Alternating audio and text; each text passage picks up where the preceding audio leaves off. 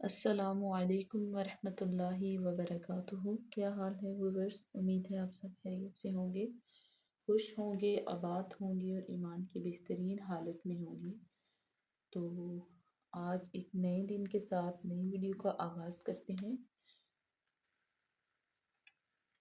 सूरह बकरा की आयत नंबर 60 तक हमने कल जो है वो क़िरात की थी, उसे आगे नेक्स्ट हम करेंगे। तो चलिए सबक का आगाज़ करते हैं। अस्सलातु वस्सलामु अला सय्यदी या रसूलल्लाह व अला आलिका व अस्हाबिका या सय्यदी या हबीबल्लाह रब्बि इश्रह ली सदरी व यस्सिर ली अमरी वहलुल उक़दतम मिन लिसानी यफ़क़हू क़ौल। या रब्बि ज़िदनी इल्मा, या रब्बि ज़िदनी इल्मा, या रब्बि ज़िदनी इल्मा। अऊज़ु बिल्लाहि मिनश शैतानिर रजीम।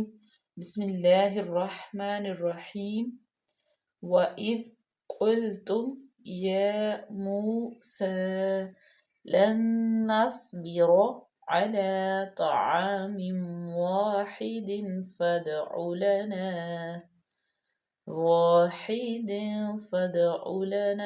रब्बक युख़रिज लना मिम्मा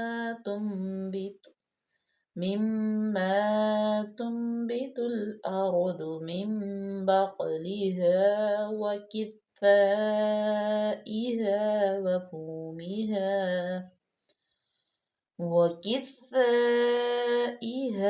व फूमिहा व अदसिहा व बसलिहा। قال قال أتستبدلون الذي هو أدنى بالذي هو خير اهبطوا مصرا فإن لكم ما سألتم وضربت عليهم الذلة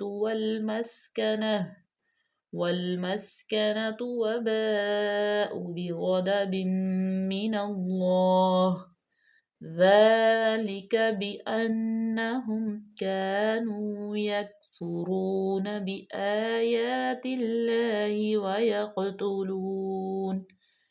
ويقتلون النبيين بغير الحق ذلك بما عصوا وكانوا يعتدون.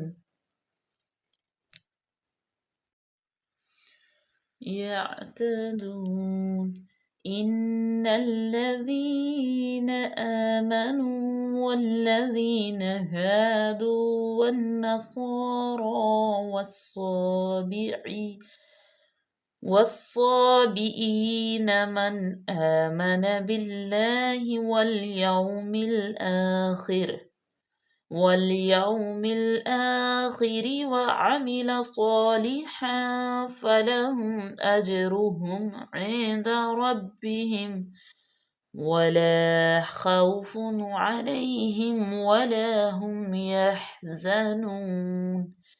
وإذ أخذنا ميثاقكم ورفعنا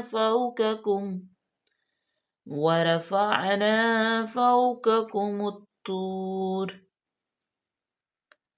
خذوا ما آتيناكم بقوة واذكروا ما فيه لعلكم تتقون.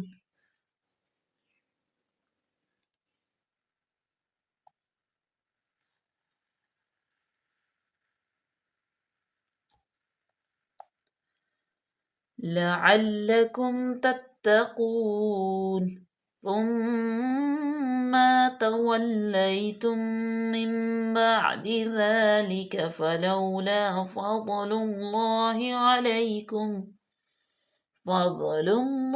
عليكم ورحمته لكنتم من الخاسرين. ولقد علمتم الذين اعتدوا منكم في السبت فقلنا لهم كونوا لهم كونوا قردة خاسئين فجعلناها نكالا لما بين يديها وما خلفها وموعظة للمتقين وإذ قال موسى لقومه إن الله يأمركم أن تذبحوا بقرة قالوا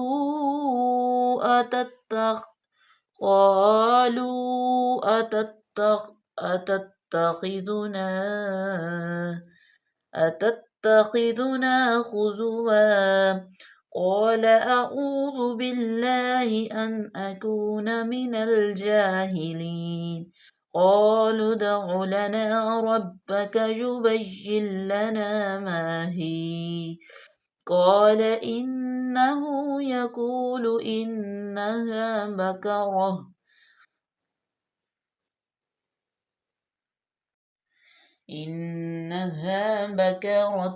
لا فارد ولا بكر عوان بين ذلك فافعلوا ما تؤمرون قالوا ادع لنا ربك يبين لنا ما لونها قال إنه يقول إنها بكرة صفراء فاقع لونها تسر الناظرين قالوا ادع لنا ربك يبين لنا ما هي إن البقرة شابه علينا وإنا إن شاء الله لمهتدون صدق الله العظيم माशाल्लाह जज़ाकल्लाह। आज के लिए इतना ही काफ़ी। मिलते हैं अपनी नेक्स्ट वीडियो में नेक्स्ट आयत के साथ। तब तक के लिए अल्लाह हाफिज़। दुआओं में याद रखिएगा। फ़ी अमानिल्लाह।